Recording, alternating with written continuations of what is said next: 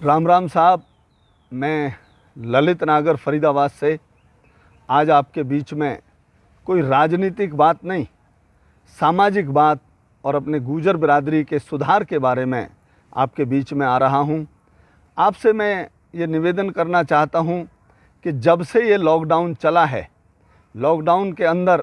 हम लोगों ने देखा है कि जो पिछले दिनों शादियां तय हो गई थी, ब्याह शादियों की डेट रख गई थी, वो शादियां काफ़ी सारी तो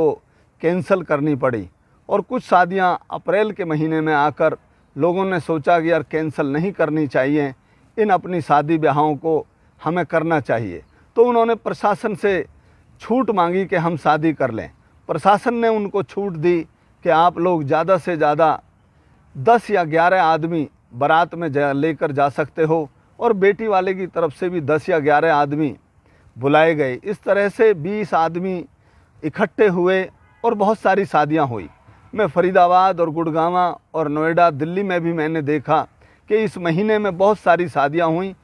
कोई बैंड बाजा नहीं, कोई पटाखे वाले नहीं, कोई बस नहीं, कोई बग्गी नहीं, बिल्कुल सादगी के साथ बेटी का विवाह होकर आ गया। बहुत अच्छा लगा। जहां करोड़ों रुपए, लाखों रुपए उस शादी में खर्च होते थे और वो व्यर्थ खर्च होते थे, उसका कोई फ़ायदा नहीं निकलता था, आज वो शादियां बड़े आराम से होकर आ रही हैं। मैं कहना चाहता हूं अपनी सारी गुर्जर बिरादरी को कि शायद इस लॉकडाउन ने, भगवान ने हमारे लिए हो सकता है कुछ अच्छा भेजा हो। हमें एक नई चीज़ का पता लगा है कि जब लॉकडाउन के अंदर मजबूरी में 11 आदमी बारात में ले जाकर और 11 आदमी बेटी वाली के इकट्ठे होकर शादी हो सकती है, बिना तामझाम के शादी हो सकती है, तो आज मैं आपसे निवेदन करना चाहता हूं, खासकर नौजवानों से, बुज़ुर्गों से, पंचों से, प्रधानों से, कि इसी तरह से आने वाले समय में जब भी लॉकडाउन ख़त्म होता है, 2 महीने बाद होता है, 4 महीने बाद ख़त्म होता है, बुज़ुर्गों और नौजवान साथियों, इसी तरह से आप ये शादी करनी चालू कर दें। केवल 11 आदमी बारात में लेकर जाएं, 11 आदमी या 20 आदमी बेटी वाला इकट्ठा करें और 50 आदमी इकट्ठे हों और केवल अपने घर पर, कोई विवाह के लिए टेंट लगाने की ज़रूरत नहीं, अपने घर के ऊपर, अपने बैठक के ऊपर, चौपाल के ऊपर लोग इकट्ठे हों और बेटी के फेरे डालकर उसके साथ भेज दें। मैं बुज़ुर्गों को कहना चाहता हूं, हम जहां लाखों करोड़ों रुपयों से बचेंगे, वहीं हम बैंड वालों में खर्च करते थे, जो हम बाजे वाले में खर्च करते थे, जो हम गोला में, पटाखे में, बग्गी वालों पे खर्च करते थे, बसों में और कारों में खर्च करते थे, वो सब अनाप शनाप पैसा हमारा बच जाएगा और वो जो पैसा बचेगा वो बेटी के ऊपर खर्च किया जा सकता है। मैं इस बात को गुर्जर समाज के लिए तो कहना ही चाहता हूँ, लेकिन मैं 36 बिरादरी को भी कहना चाहता हूँ कि जो हमारे देहात में लोग रहते हैं, हमारे दूसरी बिरादरी के और भाई हैं, चाहे वो जाट हैं, चाहे अहीर हैं, राजपूत हैं, ब्राह्मण हैं, सब पे ये रूल लागू होता है कि हमें कम से कम लोग बुलाकर और बेटी की शादी करनी चाहिए। हमें इस बात पे ध्यान देना चाहिए, कभी कभी भगवान भी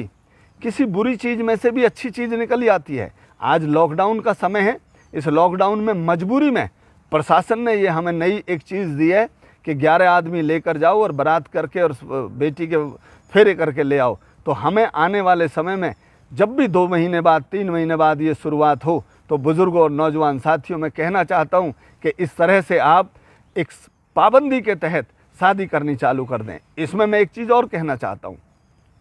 कुछ हमारे बिरादरी के लोग जो अच्छे खाते पीते घरों के लोग हैं या जिनका बढ़िया काम चल रहा है, वो ये मैंने कहता कई बार सुने हैं कि भाई मैं बेटी के लिए दान दहेज दूंगा, मेरी बेटी का तो हिस्सा है। हम इस बात को कह सकते हैं कि आपको जो बेटी के लिए दान दहेज देना है वो आप दीजिए, दान दहेज को चुप दीजिए, उसकी लिस्ट मत आउट करिए, उसकी लिस्ट को मत बोलिए और समाज में उसको दिखाने का प्रयास मत करिएगा। बेटी और बेटा का मेल होना चाहिए, जितने वो दोनों पढ़े लिखे हैं, घर का मेल हो और बेटा बेटी का मेल हो। आप जो दान दहेज में देना चाहते हैं उसको समाज में ओपन ना करें, चुपचाप दे दें, लेकिन आप ये बिना तामझाम के, बिना दिखावे के शादी करें। मैं कहना चाहता हूँ, मैं फरीदाबाद में रहता हूँ, मैं फरीदाबाद की शादियाँ देखता हूँ, गुड़गांव की देखता हूँ, नोएडा और दिल्ली की देखता हूँ, इतने लाखों करोड़ों रुपए खर्च होते हैं, उनसे कुछ भी हासिल होने वाला नहीं है। अपनी बिरादरी के सरदारों से, अपने नौजवान बिरादरी के, गुर्जर बिरादरी के जो नौजवान लड़के हैं पढ़े लिखे, उनसे कहना चाहता हूँ कि साथियों, अपने आप को पढ़ाई लिखाई में और आगे बढ़ाओ। बिजनेस में आगे बढ़ाओ और इन अनाप शनाप के शादियों के खर्च से जितना बच सकते हो उतना बचें। मैं एक बार इस वीडियो के माध्यम से सारे समाज से, पंचों से, प्रधानों से, खाप के प्रधानों से, जितनी भी हमारे और ज़िले के प्रधानों से, गुजर महासभा से, गुजर बरादरी के जो भी और सभा बनी हुई हैं उनसे, सबसे निवेदन करना चाहता हूं कि इस बात को अमल में लाएं। और जैसे मेरे मन में एक बात आई है, आप भी अपनी बात इस तरह से अपने समाज में कहें, अपने लोगों से कहें और इस वीडियो को और ज़्यादा से ज़्यादा शेयर करें। वीडियो को ज़्यादा से ज़्यादा आगे भेजकर इस संदेश को दें कि हमें इस कुरीति से किसी तरह से बचना है। इन्हीं शब्दों के साथ मैं उम्मीद करता हूं कि आगे आने वाले समय में जो शादियों में अनाप शनाप खर्च होता था उससे हम बचें और एक लिमिट की शादी करें। इन्हीं शब्दों के साथ मैं बहुत उम्मीद करता हूं कि अपने गुजर बरादरी और दूसरी 36 बरादरी से कि इस बात को आप लागू करें। इन्हीं शब्दों के साथ सब ने मेरी बात सुनी, मैं इसके लिए सबका धन्यवाद करता हूं। ललित नागर, पूर्व विधायक, फरीदाबाद, हरियाणा। धन्यवाद।